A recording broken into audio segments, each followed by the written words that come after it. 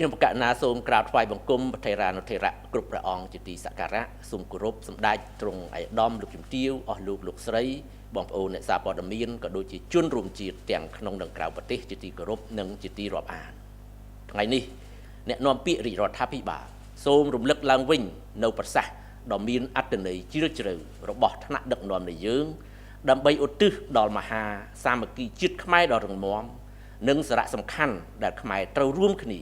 ដើម្បីថែរក្សាការពារអធិបតេយ្យភាពជាតិបូរណភាពទឹកដីទី1សម្ដេចអគ្គមហាសេនាបតីតេជោហ៊ុនសែនប្រធានព្រឹទ្ធសភានិងជាប្រធានគណៈបកប្រជាជនកម្ពុជានៅក្នុងសារអបអរសាទរខួប47ឆ្នាំ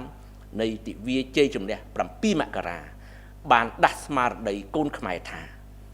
នៅលើមាគ៌ាឆ្ពោះបន្តទៅមុខទៀតសូមជូនរួមជាតិគ្រប់រូបបន្តលើកកម្ពស់ស្មារតីស្នេហាជាតិ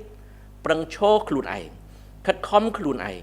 និងពង្រឹងភាពម្ចាស់ការខ្លួនឯងដើម្បីធានាដល់ការការពារនិងកសាងប្រទេសជាតិយើងខ្ញុំមានជំនឿយ៉ាងមុតមាំថាផ្អែកលើកម្លាំងមហាសាមគ្គីនិងស្មារតីស្នេហាជាតិដ៏មោះមុតយើងពិតជាបន្តយកឈ្នះរាល់ឧបសគ្គបានបើទោះបីជាឧបសគ្គនោះធំប៉ុណ្ណាក៏ដោយយើងចងចាំប្រវត្តិសាស្ត្រនេះចងចាំឧក្រិដ្ឋកម្មបំផ្លាញមរតកវប្បធម៌ដែលជាដួងព្រលឹងជាតិយើងចងចាំការប្រមាថមាក់ងាយមកលើជាតិមាតុភូមិនិងប្រជាជនយើងទី2សម្ដេចមហាបវរធិបតីហ៊ុនម៉ាណែតនាយករដ្ឋមន្ត្រីនៃព្រះរាជាណាចក្រកម្ពុជាក្នុងសារទៅកាន់វីរៈកងទ័ពវីរៈកងនគរបាលជាតិនិងជនរួមជាតិកាលពីថ្ងៃ29ធ្នូ2025ក៏បានអង្រួនស្មារតីកូនខ្មែរថាទុក្ខលំបាកនិងពលិកម្មសាច់ស្រស់ឈាមស្រស់របស់វីរៈជនយើងនៅឯសមរភូមិគឺជាការដាស់តឿនមិនឲ្យយើងបំភ្លេចបានសូម្បីមួយវិនាទីឡើយថាបែកបាក់គឺស្លាប់សាមគ្គីរឹងមាំគឺរស់ដូច្នេះស្របតាមពាក្យចាស់ពោលថាចង្កឹះមួយបាច់គឺកាច់មិនបាក់យើងត្រូវយកការលំបាកនៅពេលនេះធ្វើជាឱកាស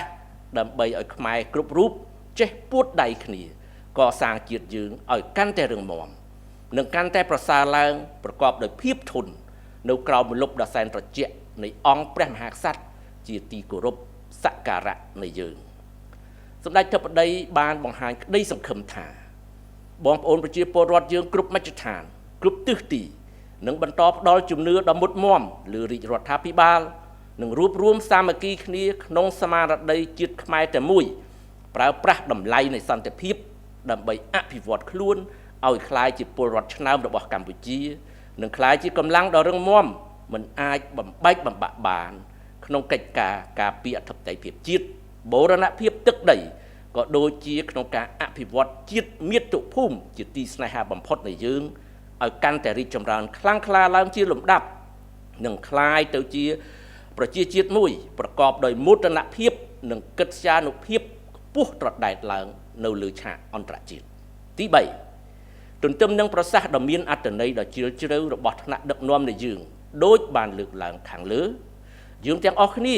ក៏បានសង្កេតឃើញយ៉ាងច្បាស់ក្រឡែតនឹងភ្នែកគ្រប់គ្នាថាកម្លាំងមហាសាមគ្គីឯកភាពជាតិខ្មែរដើម្បីបុព្វហេតុជាតិមាតុភូមិជាពិសេសដើម្បីបុព្វហេតុការពារអធិបតេយ្យភាពជាតិបូរណភាពទឹកដីពិតជាមានទំហំធំធេងនិងខ្លាំងក្លាគួរជាទីមោទនៈយ៉ាងក្រៃលែងសម្លេងប្រឆាំងសង្គ្រាមនិងទាមទាររកសន្តិភាពរបស់ព្រះសង្ឃមន្ត្រីរាជការយុវជននិងប្រជាពលរដ្ឋខ្មែរទាំងក្នុងនិងក្រៅប្រទេសបានលាន់ឮឡើងពាសពេញពិភពលោកសម្លេងរបស់ប្រជាជាតិខ្មែរនិងការងារការទូតដ៏សកម្មឃ្លាវខ្លាប្រកបដោយភាពចាស់ទុំនិងត្រឹមត្រូវរបស់រាជរដ្ឋាភិបាលបានធ្វើឲ្យសហគមន៍អន្តរជាតិតាមដានយ៉ាងយកចិត្តទុកដាក់និងកំពុងជំរុញឲ្យមានដំណោះស្រាយដោយសន្តិវិធីតាមគោលការណ៍ច្បាប់អន្តរជាតិទី4អ្នកនាំពាក្យរាជរដ្ឋាភិបាលសូមរំលឹកជូនជនរួមជាតិមេត្តាជ្រាបដែរថាប្រទេសជាតិយើងនិងប្រជាជនយើងបានហែលឆ្លងកាត់ដំណាក់កាលដ៏លំបាកលំបិនបំផុតឈឺចាប់ខ្លោចផ្សាបំផុត